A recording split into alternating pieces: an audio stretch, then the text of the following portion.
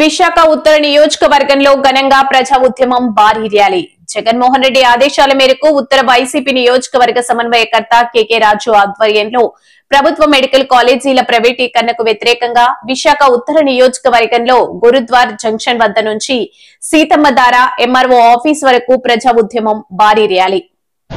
వాటిలో 7 మెడికల్ కాలేజీలు నిర్మాణం పూర్తి చేసి మిగతా 10 మెడికల్ కాలేజీలో కూడా నిర్మాణ దశలో సమయంలో ప్రతి మెడికల్ కాలేజీ ప్రాంగణంలో కూడా 500 బెడ్ మల్టీ స్పెషాలిటీ హాస్పిటల్ నిర్మాణం చేసి ఆ మల్టీ స్పెషల్ ఆ 500 బెడ్ హాస్పిటల్స్కి మెడికల్ కాలేజీకి స్థానికంగా ఉన్న జిల్లాలో ఉన్న నియోజకవర్గ పార్లమెంట్ నియోజకవర్గాల్లో ఉన్న పిహెచ్సీలు community health centres family doctors వీటన్నింటినీ కూడా అనుసంధానం చేసి పూర్తిగా ఆంధ్రప్రదేశ్ రాష్ట్రాన్ని ఆరోగ్య ఆంధ్రప్రదేశ్గా మార్చాలని ఒక దృఢ సంకల్పంతో 17 మెడికల్ కాలేజీని జగన్మోహన్ రెడ్డి గారు ఆ రోజు నిర్మాణం చేపడితే ఈ కూటమి ప్రభుత్వం అధికారంలోకి వచ్చిన తర్వాత చంద్రబాబు నాయుడు ముఖ్యమంత్రి అయిన తర్వాత ప్రజా ఆరోగ్యానికి తూట్లు పొడుస్తూ ప్రజా ఆరోగ్య వ్యవస్థకి పెద్ద ఎత్తున దెబ్బతీస్తూ ఈ ప్రభుత్వ మెడికల్ కాలేజీలు ప్రైవేటీకరించే నిర్ణయాన్ని తీసుకోవడాన్ని ఈరోజు గత 2 నెలలుగా రాష్ట్ర ప్రజలందరూ కూడా ఏ విధంగా ఈ ప్రజా వ్యతిరేక నిర్ణయాన్ని ఏ విధంగా వ్యతిరేకిస్తున్నారో మనందరం కూడా చూసాం. ఇలాంటి సందర్భంలో అధికారం ఉంది కదా అనే అహంకారంతో ప్రజలు ఇచ్చిన అధికారాన్ని ప్రజా ప్రయోజనాల కోసం కాకుండా రాష్ట్ర అభివృద్ధి కోసం కాకుండా ఈ రాష్ట్రంలో ఉన్న నిరుద్యోగ యువకుల ఉపాధి ఉద్యోగాల అవకాశాలు కాకుండా కేవలం స్వార్థ రాజకీయ ప్రయోజనాల కోసం తమ అధికారాన్ని దుర్వినియోగపరుస్తూ చంద్రబాబు నాయుడు గారు కానీ కూటమి ప్రభుత్వం ఉన్న నేతలు కానీ ఒక నిరంకుశ ద్వారంలో ఈరోజు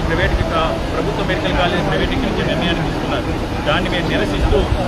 మా నాయకుడు జగన్మోహన్ రెడ్డి గారి ఆదేశాల మేరకు మీరు ప్రజలతో కలండి, ఈ ప్రజలందరూ కూడా ఈ నిర్ణయాన్ని వ్యతిరేకిస్తున్నారు, ప్రజల్ని చైతన్యపరచండి, ఈ ప్రజా కట్టక ప్రభుత్వం దిగి వచ్చి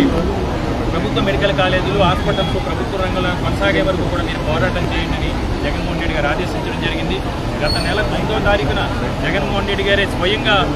నర్సీపట్నం మెడికల్ కాలేజీ రావడం జరిగింది. నర్సీపట్నం మెడికల్ కాలేజీకి సంబంధించి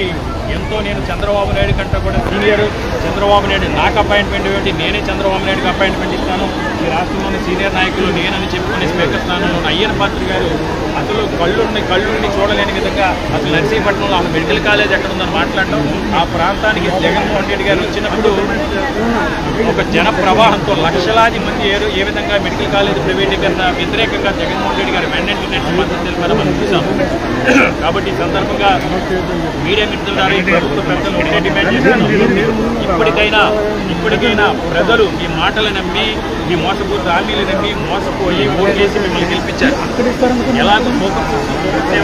మీకు చేత కాదు, మీరు అమలు చేయలేరు, ప్రజా సంక్షేమం అనేది మీకు తెలియదు. కాబట్టి ఇలాంటి పేదవాడికి అందని ద్రాక్షగా ఉన్న వైద్య విద్య విషయంలో అయినా సరే మీరు పేదవాడి మీద కొంత ప్రేమతో మధ్యతరగతి ప్రజలు కూడా విద్యావంతులు అవ్వాలి, వారు ఉన్నత స్థితిలోకి రావాలనే ఆలోచన కనుక మీకుంటే ఈ ప్రభుత్వ మెడికల్ కాలేజీ ప్రైవేటీకరణ నిర్ణయాన్ని వెంటనే తక్షణం వెనక్కి తీసుకోవాలని డిమాండ్ చేస్తున్నాం. అందులో భాగంగా 1,000 సంతకాలు 175 నియోజకవర్గాలను కూడా 1,000 సంతకాల కార్యక్రమాన్ని గత నెల 15వ తారీఖున ప్రారంభించడం జరిగింది. దానికి సంబంధించి ఈరోజు 1 కాదు 2 కోట్ల మంది ప్రజలు ఈరోజు స్వచ్ఛందంగా వచ్చి మెడికల్ కాలేజీలు ప్రైవేటీకరణ నిర్ణయానికి వ్యతిరేకంగా సంతకాలు చేస్తున్నారు. మరింత ప్రజల్ని చైతన్యపరచాలి. ఈ సమస్య పైన ఇది ప్రైవేటీకరణ జరిగితే ఆంధ్రప్రదేశ్ రాష్ట్ర భవిష్యత్తు ఏమవుతుంది, ఆంధ్రప్రదేశ్ రాష్ట్రంలో నివసించే పేద ప్రజల ఆరోగ్యానికి సంబంధించి ఎలాంటి అభద్రతా పరిస్థితులు నెలకొంటాయి. కాబట్టి భవిష్యత్తును దృష్టిలో పెట్టుకుని మరింత ప్రజల్ని చైతన్యపరచాలని ఈరోజు 175 నియోజకవర్గాలను కూడా వైఎస్ఆర్ కాంగ్రెస్ పార్టీ ప్రజలు, మేధావులు, విద్యార్థులు, ప్రజాప్రతినిధులు అందరూ కలిసి ర్యాలీలు నిర్వహించడం జరిగింది. అందులో భాగంగా ఈరోజు విశాఖపట్నం జిల్లాలో విశాఖ ఉత్తర నియోజకవర్గంలో నిర్వహిస్తున్న ఈ ర్యాలీలో పాల్గొన్న ప్రతి ఒక్కరికి ధన్యవాదాలు తెలియజేస్తున్నాను. ఈ ర్యాలీలో పాల్గొన్న మా పార్లమెంట్ అబ్జర్వర్ మాజీ శాసనసభ్యులు కదిరి బాబురావు గారికి, అదేవిధంగా సీనియర్ నాయకులు మాజీ పార్లమెంట్ సభ్యులు, శాసనమండలి సభ్యులు సోదరులు శ్రీ పండుల రవీంద్రబాబు గారికి, సీనియర్ నాయకులు మన రొంగల్ జగన్నాథం గారికి, అదేవిధంగా మహిళా అధ్యక్షురాలు పేడ రమణ కుమార్కి, మా కార్పొరేటర్స్కి, నాయకులకి అందరూ కూడా ధన్యవాదాలు తెలియజేసుకుంటూ ఇది చారిత్రాత్మక తప్పిదం. ఇది చంద్రబాబు నాయుడు తీసుకున్న చారిత్రాత్మక తప్పుడు నిర్ణయం. జగన్మోహన్ రెడ్డి గారు ముఖ్యమంత్రిగా ఉన్నప్పుడు విద్యారంగంలో కానీ వైద్య రంగంలో కానీ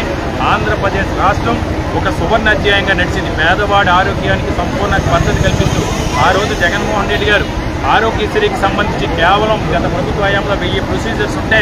3000 ప్రొసీజర్స్కి ఆరోగ్యశ్రీ కార్డు వర్తించే విధంగా చట్టాన్ని తీసుకురావడంతో పాటు 25 లక్షల వరకు 25 లక్షల వైద్యం వరకు కూడా ఆరోగ్యశ్రీ కార్డు వర్తించే విధంగా చట్టాన్ని తీసుకురావడం జరిగింది. ఈ దేశ చరిత్రలో, స్వతంత్ర భారతదేశ చరిత్రలో గతంలో ఏ ముఖ్యమంత్రి, ఏ నాయకుడు కూడా ఆలోచన కూడా చేయలేని విధంగా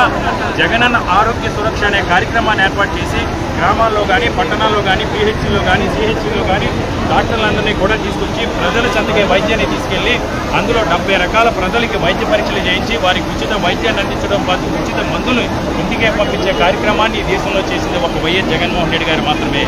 ఈ కార్యక్రమాలన్నీ కూడా కొనసాగితే జగన్మోహన్ రెడ్డి గారు ప్రజలు ఎక్కడ గుర్తుపెట్టుకుంటారో, మా అసమర్థతని ప్రజలు ఎక్కడ గుర్తిస్తారో అన్న ఉద్దేశంతో కేవలం రాజకీయ ప్రయోజనాల కోసం చంద్రబాబు నాయుడు వెనుకున్న కొంతమంది దెబ్బేదారుల్ని ఆర్థికంగా బలోపేతం చేయడం కోసం ఈ ప్రభుత్వ మెడికల్ కాలేజీ ప్రైవేటీకరిస్తూ తీసుకున్న నిర్ణయాన్ని తక్షణం ఉపరించే వరకు కూడా ఈ ప్రజా ఉద్యమం కొనసాగుతుందని ఈ కూటమి నాయకులు